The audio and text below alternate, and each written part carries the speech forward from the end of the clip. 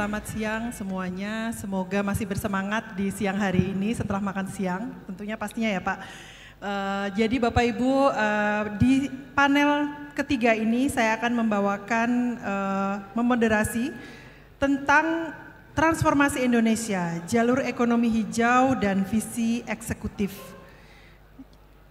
Indonesia sedang berada di titik terpenting untuk mendefinisikan ulang arah pertumbuhannya melalui lensa keberlanjutan. Ketika negara ini mengejar tujuan pembangunan jangka panjang, transisi menuju ekonomi hijau adalah strategis untuk menyelaraskan kemajuan ekonomi dan pengelolaan lingkungan yang bertanggung jawab.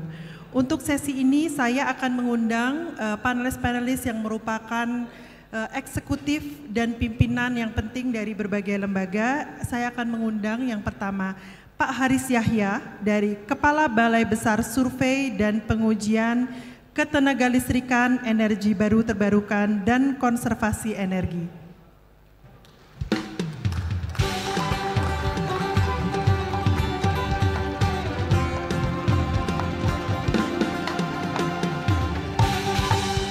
Yang kedua, saya mengundang Pak Ismail Gamar, Vice President Technology Development 2 PT Pertamina Persero.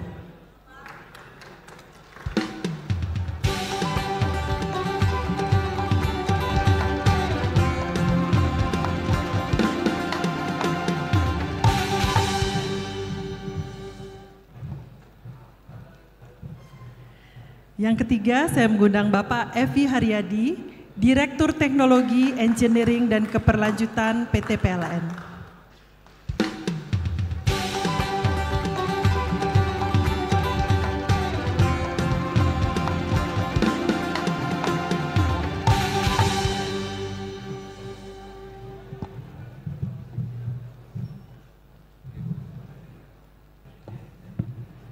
Dan selanjutnya, saya mengundang Pak Ari Sudono Surono, CEO dari ID Survey.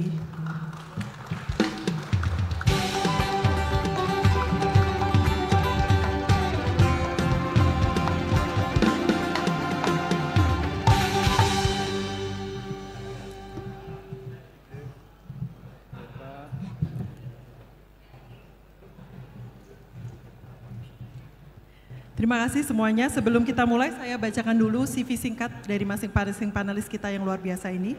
Yang pertama Pak Haris Yahya. Pak Haris Yahya sebagai Kepala Balai Besar Survei dan Pengujian KEBTKE, beliau sudah menduduki berbagai posisi strategis di Kementerian EBTKE selama beberapa tahun terakhir, selama beberapa dekade terakhir sebenarnya. Beliau saat ini mengawasi standarisasi dan pengujian teknologi energi terbarukan di Indonesia. Sangat strategis dalam memastikan kualitas dan keandalan infrastruktur energi bersih nasional. Bapak memiliki master dari Universitas Indonesia dan juga S1 Elektro dari Universitas Hasanuddin. Terima kasih. Kedua, Pak Ismail Gamar. Pak Ismail Gamar adalah Vice President Technology Development 2 di PT Pertamina Persero yang memiliki pengalaman luas dalam bidang teknologi downstream dan riset inovasi. Alumni Teknik Kimia ITB, telah memimpin berbagai inisiatif pengembangan teknologi di Pertamina termasuk sebagai Chief of Process Development Research. Dimulai dari level operasional di kilang Dumai hingga mencapai posisi strategis dalam pengembangan teknologi perusahaan. Selanjutnya Pak Evi Haryadi, saat ini menjabat sebagai Direktur Teknologi, Engineering, dan Keberlanjutan PT PLN. Sebelumnya beliau memimpin berbagai direktorat strategis di PLN termasuk Direktur Transmisi dan Perencanaan Sistem. Lulusan Magister Teknik Elektro dari Waseda University Jepang. Dan selanjutnya Pak Ari Sudono Surono, CEO ID Survey, memiliki pengalaman kepemimpinan eksekutif di berbagai perusahaan terkemuka. Sebelum bergabung dengan ID Survey, beliau pernah menjadi CEO di Dana Reksa, PPA, IIF, serta Country Head Vena Energy. Alumni bisnis MBA London Business School, memiliki latar belakang yang kuat di sektor keuangan, juga sebagai CFO di Bluebird dan bekerja sebagai konsultan di Accenture dan Citibank. Selamat datang Bapak-Bapak semuanya. Hari ini Bapak mewakili visi eksekutif untuk Indonesia yang bertransformasi ke arah yang lebih hijau. Kami ingin menyoroti perspektif kunci Bapak sebagai eksekutif untuk memajukan agenda ekonomi hijau Indonesia. Kami ingin mengeksplorasi seperti apa prioritas strategis dan peluang lintas sektor yang krusial untuk membangun ekonomi yang cerdas dan iklim yang kompetitif. Untuk masing-masing panelis saya akan menanyakan satu pertanyaan yang sama untuk semuanya. Saya persilakan untuk menjawab sesuai dengan pendapatnya dan kapasitasnya untuk pertanyaan yang sama. Kemudian saya akan menanyakan pertanyaan kedua yang spesifik untuk masing-masing, dan untuk setiap pertanyaan saya persilakan waktunya sekitar 3 menit untuk menjawab. Nah, pertanyaan yang pertama akan saya tanyakan kepada semuanya. Menurut Bapak sebagai seorang eksekutif atau pemimpin di Indonesia, apa saja faktor kunci yang harus menjadi fokus Indonesia untuk mempercepat transisi energi yang adil dan inklusif? Silakan Pak Haris. Baik, terima kasih. Assalamualaikum warahmatullahi wabarakatuh. Selamat siang Bapak Ibu sekalian. Pertama-tama saya mohon maaf karena saya mewakili Ibu Prof. Enia, Bu Dirjen, karena kebetulan hari ini ada kegiatan yang sangat penting yang lain sehingga saya mewakili. Namanya juga masih saya pakai, Pak. Baik, mungkin yang kalau kita bicara mengenai apa yang sekarang ini menjadi yang terpenting, yang prioritas untuk negeri. Sebagaimana yang tadi disampaikan oleh rekan dari Pertamina yang menyampaikan bahwa salah satu target Bapak Presiden terkait dengan swasembada, yang khususnya untuk swasembada energi, ini menjadi fokus kita. Karena energi di Indonesia ini, kalau kita lihat parameter misalnya nih energy electrification ratio, mungkin nanti Pak Evi bisa menjelaskan electrification ratio itu sekarang kan baru mencapai 99 something ya, dan itu masih ada 1%, tetapi 1% itu adalah yang sangat sulit. Nah, bagaimana memberikan akses listrik kepada yang 1% ini? Nah, itu Bapak Presiden sekarang juga sudah punya program bagaimana bisa mengisi 1% itu. Mungkin nanti teman-teman atau tadi pagi barangkali juga sudah disampaikan bahwa ada program 10.000 desa, 10.000 sekian desa yang masih harus dilakukan implementasi. Kemudian ada sekarang ini ada arahan Bapak Presiden untuk PLTS 100 GW untuk diidentifikasi kegiatan-kegiatan produktif apa yang bisa dilakukan untuk meningkatkan ekonomian masyarakat dan lain-lain. Yang kedua adalah komitmen Indonesia terhadap penurunan emisi gas rumah kaca. Saya pikir ini bukan hal baru karena kita sudah lebih dari 10 tahun yang lalu kita sudah bicara ini, dan Indonesia di 2015 sudah komit. Ini menjadi salah satu prioritas kita, bagaimana mengurangi emisi gas rumah kaca itu. Nah, Indonesia sebagai negara yang saat ini masih menggunakan energi fosil 87% yang didominasi oleh minyak, gas, batu bara, itu memiliki konsekuensi terhadap lingkungan. Nah, kita sudah tahu semua itu, dan juga ada memang jenis energi yang juga memberikan berpotensi untuk berdampak sangat signifikan, khususnya jika minyak ini kita ada kendala suplai masuk ke Indonesia, itu kan juga menjadi bagian yang sangat sulit untuk bisa kita selesaikan dalam waktu singkat. Di sisi yang lain, Indonesia punya sumber energi yang sangat-sangat melimpah, yang saat ini baru sekitar 13% yang kita gunakan. Nah, ketika kita mencoba untuk mengkolaborasikan antara kondisi nasional yang masih menggunakan energi fosil dominan dan juga untuk minyak kita mengimpor yang sangat besar, di sisi yang lain kita punya sumber energi yang renewable energi yang jumlahnya juga sangat besar namun belum dimanfaatkan secara baik. Di sisi yang lain kita punya target penurunan emisi gas rumah kaca. Nah, ini kalau kita jahit secara baik tentu akan memberikan kontribusi yang luar biasa buat bangsa ini. Tidak hanya emisi gas rumah kaca kita turunkan, tidak hanya energi terbarukan kita tingkatkan, tetapi kesejahteraan masyarakat saya yakin juga akan meningkat dengan drastis. Karena energi ini akan sampai kepada lapisan terbawah dari penduduk Indonesia. Demikian, makasih.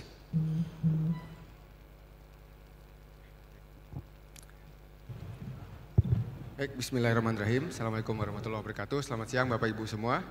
Saya Ismail Gamar mewakili Wakil Direktur Utama PT Pertamina Persero untuk hadir dalam panel kesempatan kali ini. Tadi Mbak Chandra menanyakan bagaimana kira-kira strategi untuk mempercepat transisi energi dari energi fosil mungkin ke energi yang lebih terbarukan. Kami sebagai praktisi di bidang energi memang merasakan beberapa hal yang menjadi concern kita. Seperti contoh ya, kita sudah mengimplementasikan Pertamax Green 95, itu dengan menggunakan bioetanol. Nah, dari implementasi yang kita coba trial ini memang dirasakan memang perlu adanya semacam ekosistem yang dapat men-speed up transisi energi tersebut. Pertama adalah regulasi. Jadi tidak adanya semacam kewajiban bagi warga negara untuk menggunakan energi transisi tersebut, Ibu, yang renewable energy, sehingga pemasarannya juga kurang bagus. Yang kedua, jika bioetanol kita coba survei itu kami meriset bioetanol menggunakan sorghum, Bapak Ibu. Kalau kita gunakan singkong mungkin dia tanaman pangan, tapi kita coba sorghum yang walaupun makanan sorghum ini asli Indonesia, tapi secara umum bukan makanan pokok rakyat Indonesia. Nah, sorghum ini banyak tumbuh di daerah Nusa Tenggara Timur, Nusa Tenggara Barat yang agak remote. Nah, untuk mengelola sorghum ini menjadi bioetanol itu infrastruktur masih kurang. Jadi yang pertama adalah regulasi dari pemakaian, yang kedua kami merasakan infrastruktur, yang ketiga skema bisnis. Karena begitu kita peras batang sorghumnya, kita mendapatkan niranya, kemudian itu mesti diolah menjadi bioetanol, maka itu perlu semacam proses tambahan seperti proses fermentasi, proses dehidrasi. Nah, itu perlu investasi. Kemudian nah itu juga sekaligus mewakili ekonomi yang berkeadilan. Jika misalnya pembangunan itu banyak di Indonesia wilayah barat, maka dengan kita menggunakan bioetanol dari sorghum ini, maka pembangunan ekonomi masyarakat akan bergeser ke daerah timur. Demikian dari kami, terima kasih. Terima kasih Mbak Chandra untuk kesempatannya. Nah, kalau kita bicara mengenai key factor yang terkait dengan just energy transition, kalau di PLN ini mungkin itu ditambahkan satu lagi Pak, karena di sektor kelistrikan kita menganut yang namanya trilema energy, yaitu di mana kita harus men-trade off aspek tiga hal, yaitu aspek transisi energi, aspek dari affordability, yaitu tadi yang just itu termasuk di sana, dan satu lagi masalah security. Nah, jadi di dalam memecahkan masalah trilema energi, maka kita memerlukan beberapa hal. Yang pertama tentunya yang terkait dengan teknologi. Bagaimana teknologi yang digunakan ini bisa menjawab trilema of energy. Nah, kemudian di sisi lain ada aspek-aspek yang mungkin juga membutuhkan finansial support. Misalkan sebagai contoh kita ingin melakukan early retirement dari PLTU atau menurunkan emisi dari pembangkit-pembangkit thermal. Sampai saat ini di dunia internasional yang ada itu baru green financing. Green financing itu most likely hanya membiayai kegiatan yang terkait dengan pembangunan pembangkit green. Tetapi untuk melakukan efisiensi dari pembangkit-pembangkit thermal itu belum ada skema atau terminologi yang financingnya, yang kita sebut transition financing. Jadi ini juga diperlukan transition financing yang ready di pasar. Yang ketiga, adanya regulasi yang perlu disupport dari government. Misalkan apabila kita melakukan pembangunan pembangkit-pembangkit renewable yang baru, nah pembangkit-pembangkit ini mengakibatkan kenaikan BPP, kenaikan biaya produksi, karena most likely dia lebih mahal daripada pembangkit thermal yang saat ini disubsidi misalkan energinya. Nah, di sini akan ada pertanyaan. Bagaimana kita melakukan investasi yang mengakibatkan kenaikan BPP? Bagaimana ini kemudian dikompensir kenaikan BPP-nya? Itu yang ketiga. Nah, misalkan yang terakhir mungkin kolaboratif yang juga perlu diperlukan ketika misalkan kita menghilangkan aspek-aspek tadi, teknologi, financing dan lain-lain, tentunya perlu kolaborasi dengan institusi-institusi internasional bagaimana mensupport. Sebagai contoh yang menarik adalah ketika kita melakukan satu ujian terhadap rencana early retirement, ternyata dampak dari early retirement PLTU misalkan itu jauh lebih besar aspek just energy transition-nya, karena ada rangkaian value chain dari mulai produksi batu bara sampai dengan nanti masyarakat yang terimbas dengan penutupan dari PLTU itu perlu diakses lebih jauh. Jadi banyak hal yang menurut saya perlu kita lakukan, dari mulai masalah teknologi, financial support, regulasi, dan juga kolaborasi. Saya rasa itu dari saya. Terima kasih. Terima kasih. Assalamualaikum warahmatullahi wabarakatuh. Selamat siang. Saya Ari dari ID Survey. Mungkin cerita sedikit aja. ID Survey itu adalah holding dari Sokovindo, Surveyor, dan BKI. Jadi mungkin yang lebih terkenal anak perusahaannya saya daripada ID Survey-nya gitu. Karena Sokovindo sama Survey Indonesia jauh lebih terkenal daripada ID Survey itu sendiri. Dari perspektif kami, Bu dan Bapak Ibu sekalian, ada sekitar 6 poin yang ingin berpengaruh sebagai key success factors untuk enablers dari terjadinya just and fair energy transition.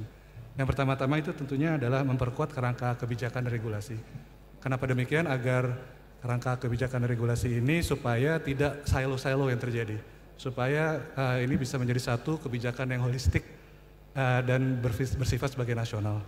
Yang kedua adalah perlunya inklusivitas pembiayaan hijau.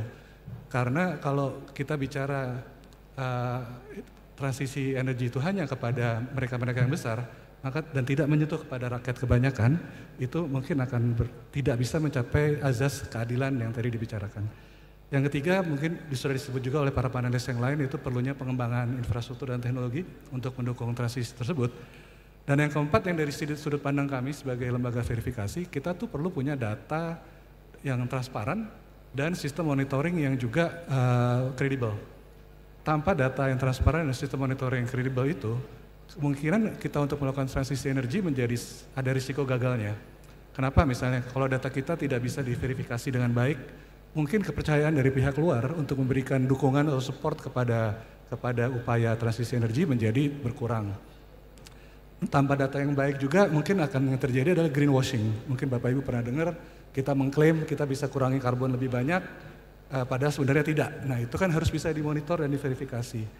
Kemudian misalnya bisa juga turunnya kepercayaan publik dan salahnya pengambilan keputusan karena data yang ada tidak tepat. Jadi itu beberapa hal yang menurut hemat kami perlu untuk diperkuat di data dan transparansi data dan monitoring data tersebut.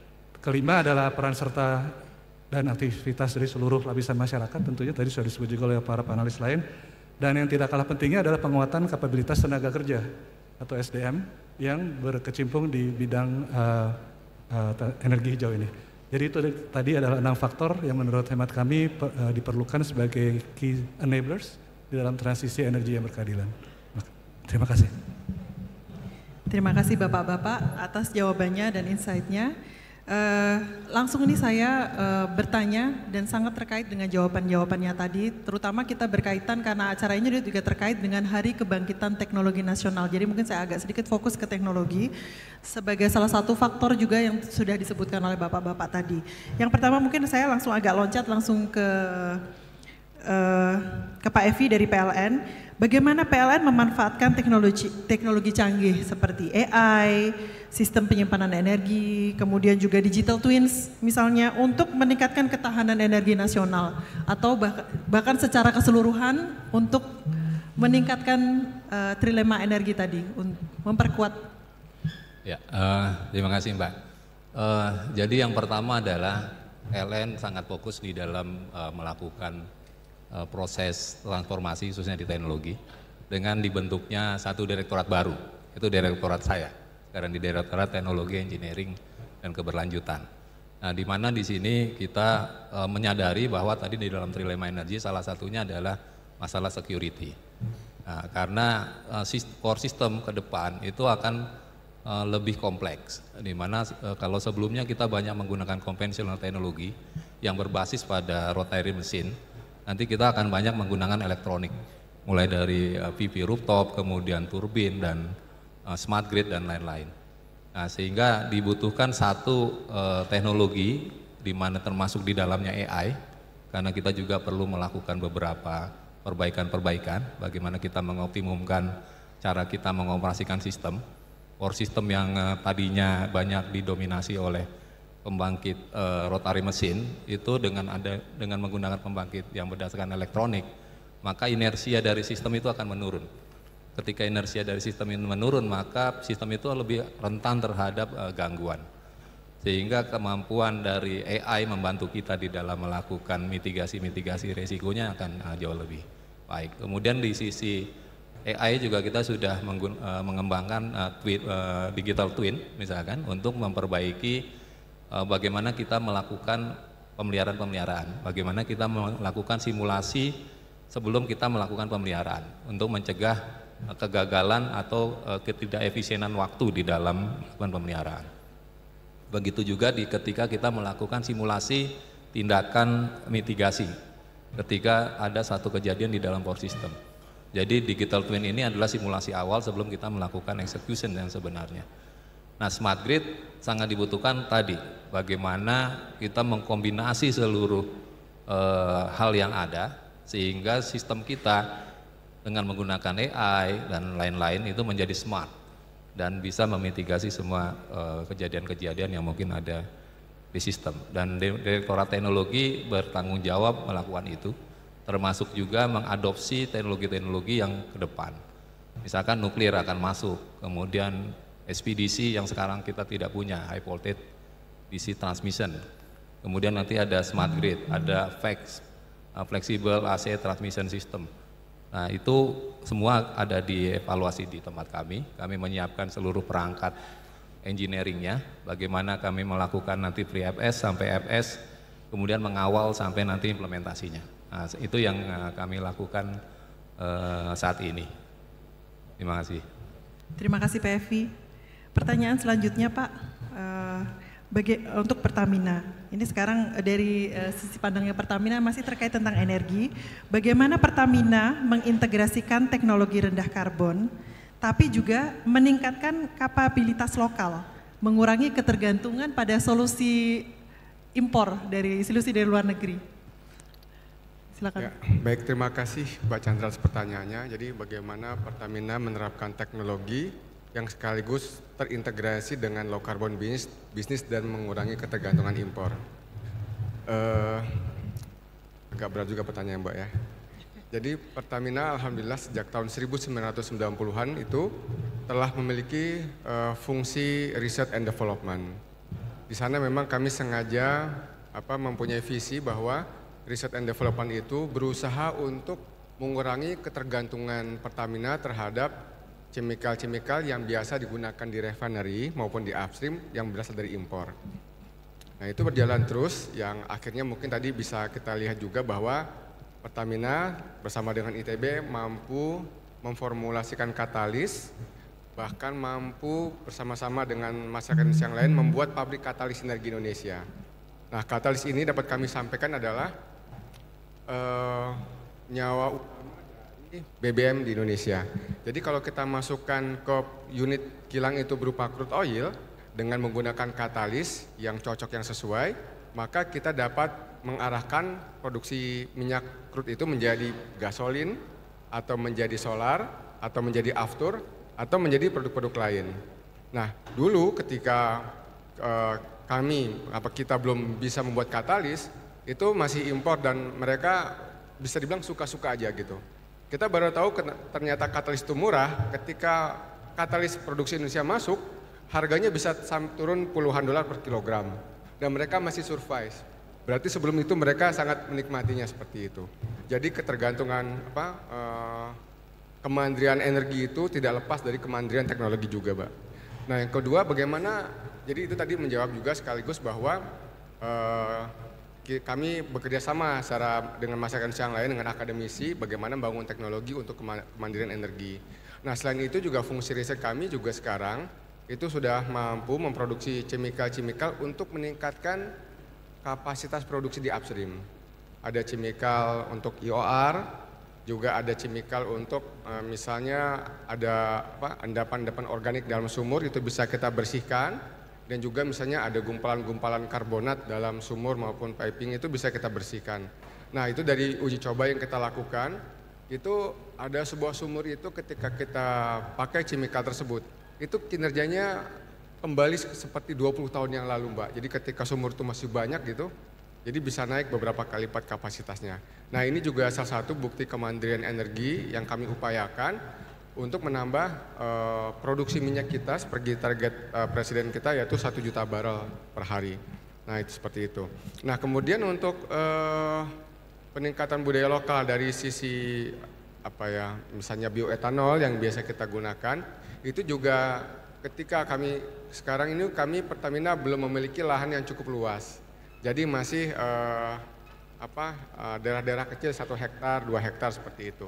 Kami juga berkolaborasi dengan masyarakat sekitar, dengan perhutani, kemudian kita coba kompetisikan bibit sorghum mana yang bisa menghasilkan nira yang lebih banyak. Nah, di situ ada juga kita transfer teknologi juga, ada bibit dari luar, ada bibit dari teman-teman dari BRIN segala macam, kita kompetisikan. Nah, kegiatan itu juga kita melatih masyarakat juga untuk lebih ngeh gitu, atau lebih mengerti tentang sorghum dan bagaimana dengan teknologi sorghum itu bisa bertransformasi menjadi bioetanol. Demikian dari kami, terima kasih. Terima kasih. Pertanyaan selanjutnya untuk Pak Ari. Ini terkait sekali dengan ID survei ya Pak, terkait apalagi data. Bagaimana data dan apalagi Bapak tadi juga menyebutkan tentang greenwashing. Bagaimana data dan studi persepsi nasional dapat mendukung transisi yang sejalan dengan nilai-nilai, kapabilitas, dan konteks Indonesia? Terima kasih Bu Chandra. Jadi yang pertama-tama tentunya kalau kita bicara data dan teknologi adalah verifikasi dan standar itu sendiri. Jadi yang kita lakukan di sini, kita kita punya divisi research juga, kita baru bentuk ada divisi research dan pengembangan produk, dan kita di sini kita mendorong kerjasama antara kita yang punya standar karbon sendiri dengan standar-standar yang sudah ada di dunia internasional seperti dengan Verra, dengan Gold Standard, dengan Pure Earth. Karena apabila standar antara negara kita dengan negara lain itu berbeda, tentunya pihak dari luar Indonesia yang ingin berpartisipasi di dalam transisi energi di Indonesia menjadinya tidak sama cara menghitungnya dan hasilnya juga mungkin jadi berbeda.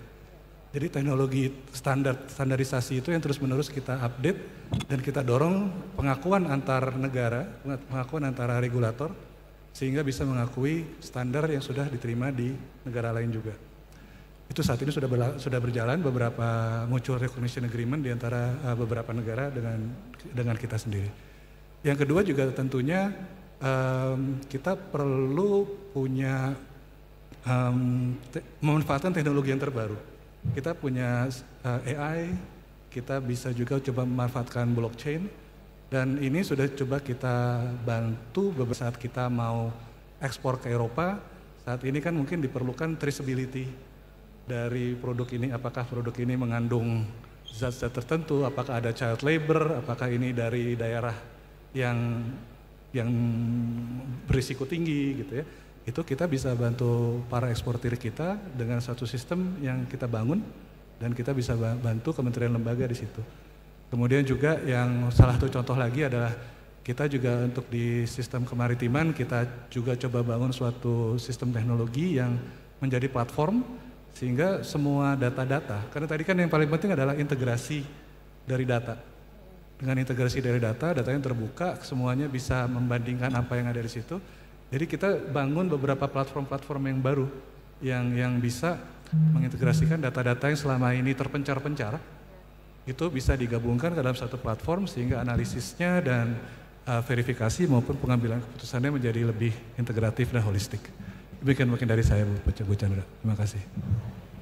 Terima kasih Bapak-Bapak. Ini saya diberitahukan oleh panitia kalau waktunya benar-benar habis, tapi saya ingin mendapatkan statement penutup satu kalimat nih dari Pak Haris.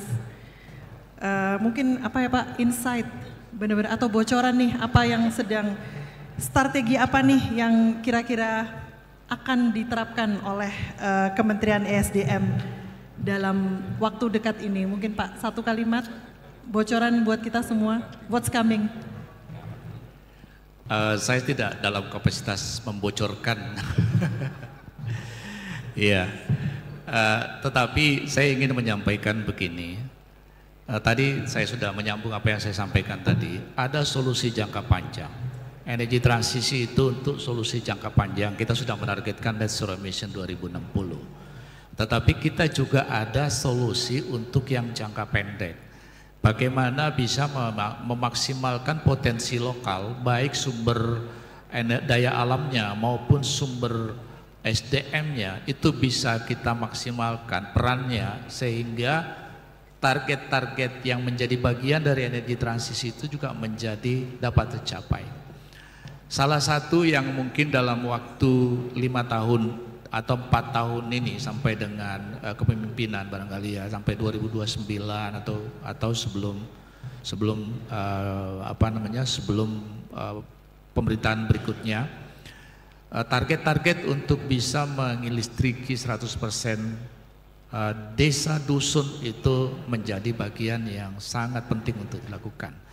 Dan PLTS sebagai salah satu teknologi yang sangat gampang diakses saat ini dan sangat berpotensi untuk dikembangkan di seluruh Indonesia, ini menjadi salah satu target untuk bisa dikembangkan. Menyampaikan bahwa Bapak Presiden di dalam beberapa informasi yang kita dapat atau berita yang kita dapatkan bahwa 100 gigawatt itu dari PLTS. Nah, ini tidak gampang memang, tetapi kita harus mulai. Seberapa besar yang bisa kita kembangkan untuk bisa mengimplementasikan PLTS ini untuk kesejahteraan rakyat. Yang paling gampang mungkin Bapak Ibu sekalian, kita sudah mengenal semua teknologi juga, mungkin teknologinya bukan teknologi yang tinggi. Bagaimana mendekatkan PLTS ini dengan masyarakat? Satu misalnya, nelayan-nelayan kita butuh penyimpan, storage untuk cold storage, agar produksi mereka itu bisa setidak-tidaknya bisa disimpan dulu untuk kemudian dijual, sehingga nilai tambahnya masih terjaga. Kemudian kita juga melihat bahwa ketergantungan kita terhadap diesel misalnya itu masih tinggi untuk kegiatan-kegiatan pertanian, katakanlah misalnya untuk irigasi. Nah, irigasi ini kalau kita ganti misalnya dengan listrik tenaga surya, itu akan memberikan efek yang juga sangat tinggi. Kita sekarang ini juga bicara mengenai charging untuk kendaraan listrik. Kita kan udah tahu nih banyak untuk kendaraan roda 4, roda 2, bahkan Bapak Menteri kemarin menyampaikan bahwa di Indonesia ini ada 120 juta motor. Kalau itu kita konversi semuanya menjadi motor listrik, bisa dibayangkan penghematan BBM-nya itu dalam setahun itu bisa sampai 12 juta kiloliter motor saja. Dan tentu banyak lagi hal-hal yang bisa dicapai dengan itu. Pengurangan subsidi dari pengalihan subsidi yang dari untuk subsidi BBM dialihkan untuk investasi misalnya di charging station. Kemudian kegiatan-kegiatan yang terkait dengan nelayan ya. Nelayan ada perahu-perahu yang saat ini masih mengandalkan BBM. Kalau itu di retrofit menjadi perahu yang menggunakan baterai yang di-charge dengan PLTS, itu tentu akan memberikan kontribusi nyata kepada masyarakat. Nah, program-program yang seperti ini tentu yang perlu kita galakkan di samping program-program besar yang dikerjakan oleh PLN untuk melistriki 10.068 desa dusun seluruh Indonesia. Terima kasih. Terima kasih sekali Pak Haris, Pak Ismail, Pak Evi, dan Pak Haris Sudono. Mohon tepuk tangan atas insight-nya dari pemimpin-pemimpin kita ini. Semoga memberikan insight tentang transformasi Indonesia menuju ke arah yang lebih hijau. Dan kami berharap sebagai rakyat biasa nih Pak, benar-benar ini semua yang kami harapkan untuk kedepannya menuju Indonesia yang lebih sustainable dan maju. Terima kasih. Terima kasih atas perhatiannya. Untuk panel yang ketiga ini, saya serahkan kepada saya, Ibu.